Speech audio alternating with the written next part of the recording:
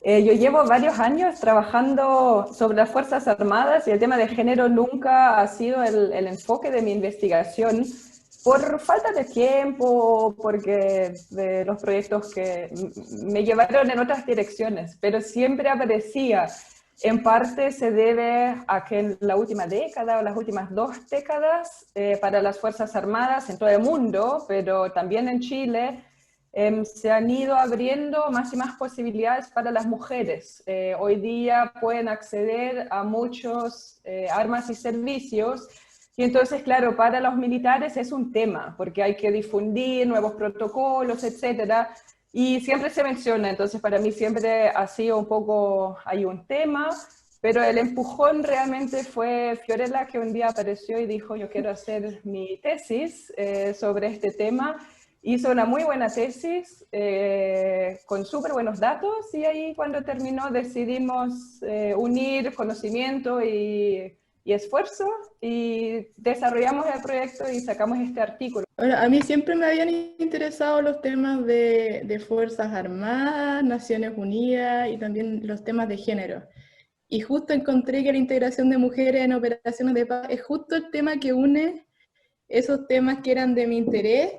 Entonces, para planificar mi tesis, también me di cuenta que la profe también trabajaba con esos temas que a mí me interesaban y así fue como surgió el tema.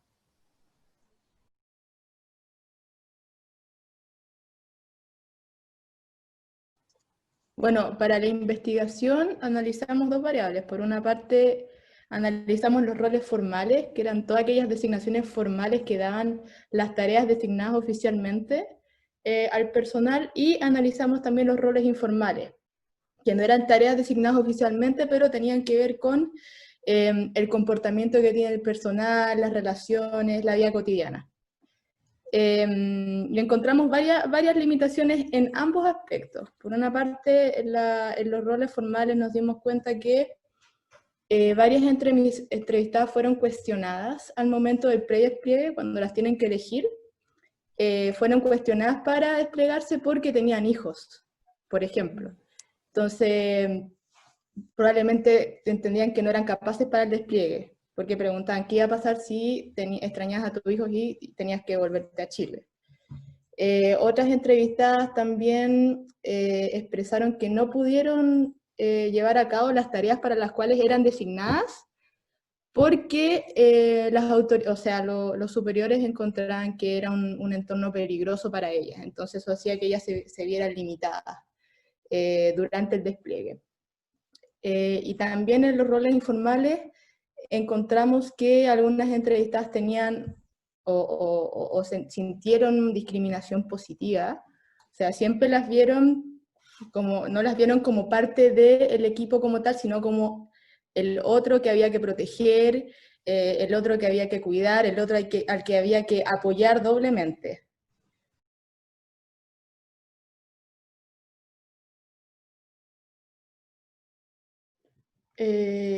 Bueno, el tema es que Chile sí implementó estos planes y fue pionero a nivel regional y a nivel mundial. El tema es que el primer plan carecía de herramientas de medición del cumplimiento, entonces el plan existía, pero no había forma, digamos, como de fiscalizar que las cosas se estuvieran haciendo o implementando.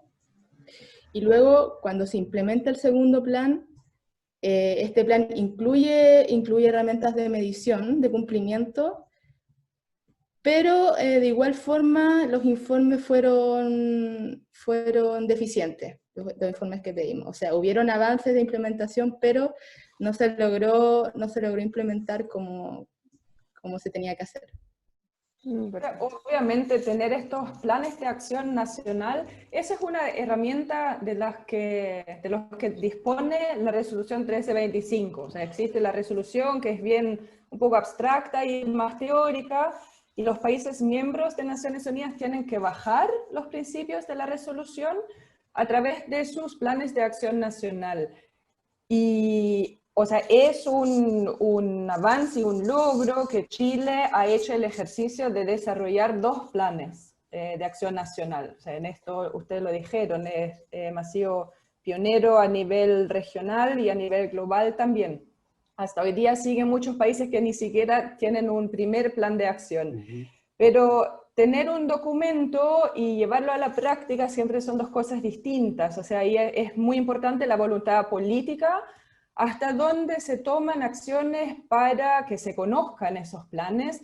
En Chile el conocimiento entre la gente en general sobre este asunto es casi nulo. O sea, si alguien no trabaja estos temas o se interesa, no sabe nada de la resolución de los planes de acción nacional. También el segundo plan de acción venció en el 2018. ¿Qué pasa cuando vence una política en algún momento? Se presenta una nueva con la intención generalmente de mejorar. Hasta hoy día no se está trabajando de forma sustancial en un tercer plan de acción nacional. Estamos en un contexto de pandemia, pero ahí, o sea, yo percibo un poco una actitud de decir, bueno, el tema de género es un lujo que se puede abordar cuando no hay otras necesidades. Pero justo la misma pandemia nos demuestra que hay un impacto diferenciado entre hombres y mujeres. Entonces, dejarlo ahí para los tiempos mejores, yo creo que es un error. O sea, ahí no es que Chile no haya implementado, sino se han hecho esfuerzos que hay que reconocer, pero quedan desafíos y voluntad política que siempre se relaciona con recursos. O sea, acá no hemos visto nunca una buena cantidad de recursos invertidos.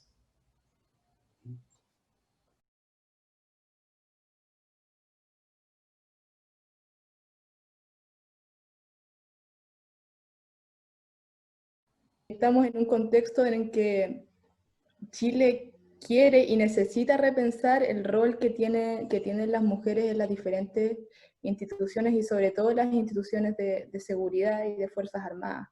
Entonces yo creo que mirándolo en el contexto del plebiscito, sí puede ayudar ese contexto a repensar el rol de las mujeres y el componente de género en las operaciones de paz.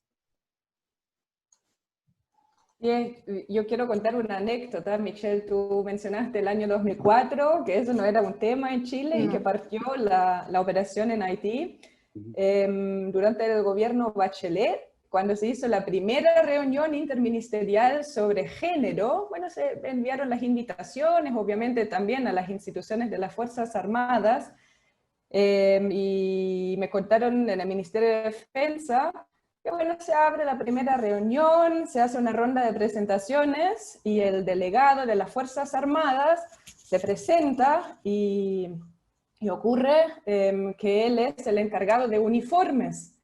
¿Por qué? Porque las Fuerzas Armadas vieron género y relacionaron el género con el género de los uniformes. Eso da creo que ilustra bastante bien dónde estaba el tema en el 2004. Hoy día eso obviamente es distinto.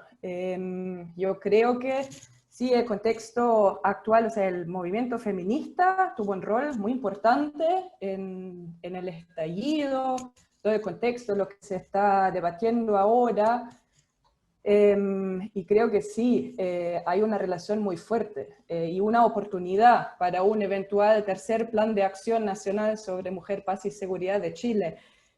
Uno tiene que ver con que muchos hombres creo que están más conscientes y quizá cambian sus ideas, sobre todo los más jóvenes. Pero también, y tiendo a pensar que incluso es la parte más importante, que hay un cambio en las mujeres. O sea, el empoderamiento de las mujeres en la movilización social es súper importante acá, porque yo siempre digo a mis alumnos, nadie entrega poder voluntariamente, o sea, hay que tomarlo. Nosotros también en la investigación abordamos esta parte de las mujeres. ¿Qué hacen las mujeres cuando no hay roles formales designados? Podrían ejercer roles que hacen los hombres, si quisieran, pero lo que hace muchas veces es, por ejemplo, decir, oh, la base está desordenada, parece que necesita un toque femenino. ¿Y qué es esto? ¿Las mujeres les gusta limpiar o ordenar? No, es porque muchas veces, o sea, se espera que las mujeres sean más ordenadas.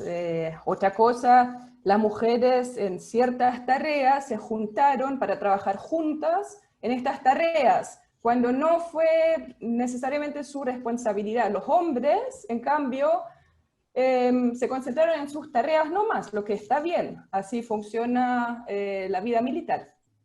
Pero otra vez aquí vemos un estereotipo de género, que las mujeres son más de trabajar en equipo, de comunicarse, que está, o sea, no es solo algo que esperan los hombres, sino lo tienen asumido también las mujeres. Entonces es muy importante que por parte de las mujeres también abrimos nuestras cabezas y pensamos, bueno, ¿qué es lo que yo realmente quiero hacer?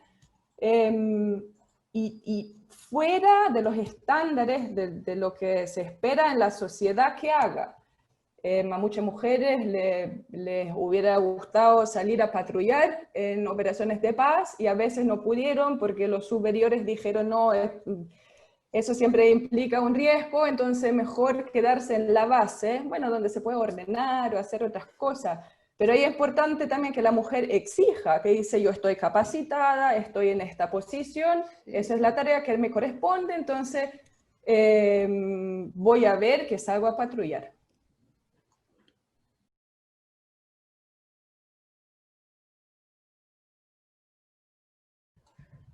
Nosotras lo que pasa es que al analizar los roles formales y los roles informales, analizamos por una parte la parte como estructural de la estructura de las Fuerzas Armadas institucional y por otra parte cómo se relacionaban. Y en ambos aspectos nos dimos cuenta que los estereotipos de género son algo persistente tanto en el ámbito como de la estructura y de la jerarquía de las Fuerzas Armadas, donde hay poca participación femenina, pero también hay estereotipos de género que están internalizados en la cultura de las Fuerzas Armadas, que no tienen que ver con cómo se estructura la jerarquía, sino cómo se está relacionando el personal militar. Así que ambas. Sí, yo diría, o sea, sin duda siguen vigentes los estereotipos de género, aunque quizá menos. O sea, hay evidencia, también hay un estudio de Chile donde se ha preguntado a militares si prefieren una situación de combate, si preferirían estar con un compañero o una compañera o si les da lo mismo. Y la mayoría, eso tiene algunos años, pero más tarde la mayoría dice, los más jóvenes dicen todavía que prefieren estar con un compañero, pero hay un porcentaje importante que dice realmente me da igual. Antes, las generaciones más antiguas, o sea, que han crecido en unas fuerzas armadas masculinas,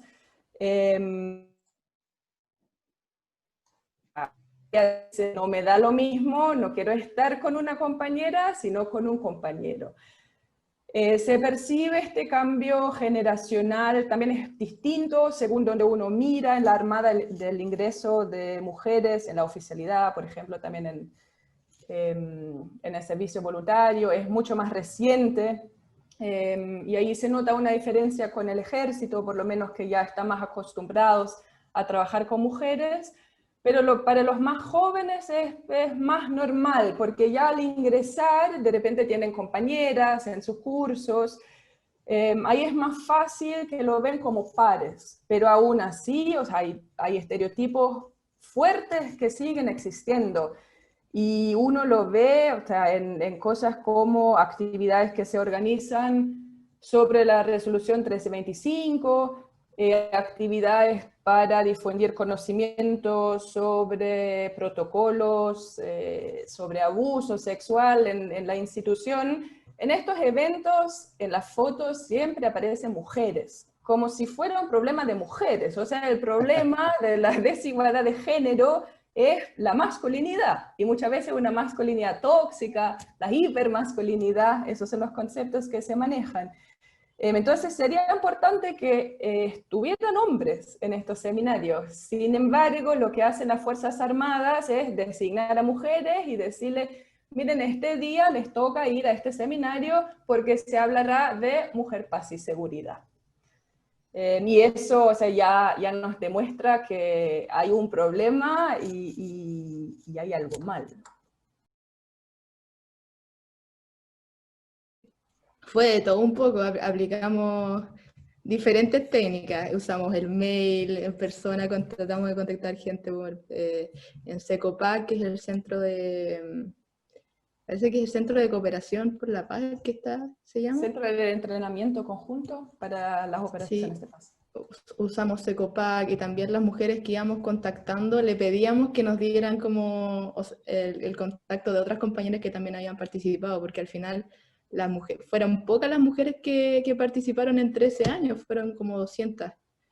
Entonces contactarlas era todo un desafío, pero al final, una vez que entrevistamos a una, nos daban el contacto de otras más y así fuimos encontrando más mujeres. También contactamos a la Armada, y ahí ellos también nos dieron acceso a 5 mujeres que habían participado también.